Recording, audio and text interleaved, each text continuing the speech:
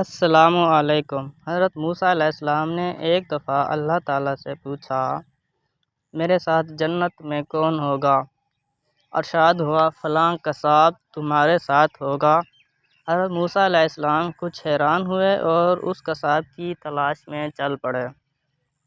وہاں دیکھا تو ایک قصاب اپنی دکان میں سے گوشت بیچنے میں مصروف تھا۔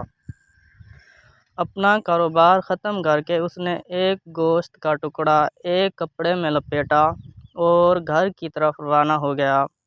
حضرت موسیٰ علیہ السلام نے اس قصاب کے بارے میں مزید جاننے کے لیے بطور مہمان گھر چلنے کی اجازت چاہی۔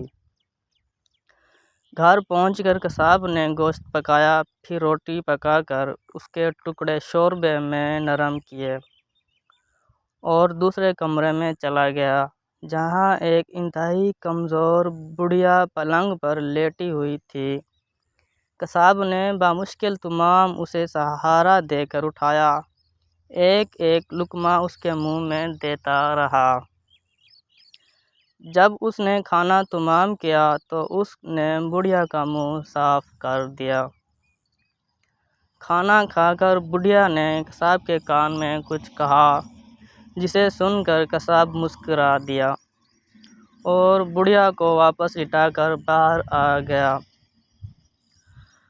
حضرت موسیٰ علیہ السلام جو یہ سب دیکھ رہے تھے، آپ نے قصاب سے پوچھا، یہ عورت کون ہے اور اس نے تیرے کان میں کیا کہا جس پر تو مسکرا دیا؟ قصاب بولا، اے اجنبی، یہ عورت میری ماں ہے۔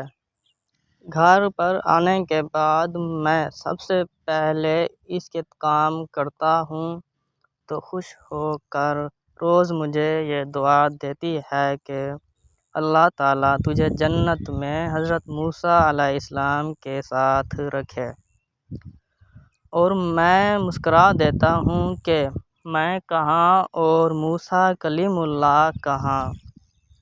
نتیجہ: ماں کی دعا بہت جلد قبول ہو جاتی ہے۔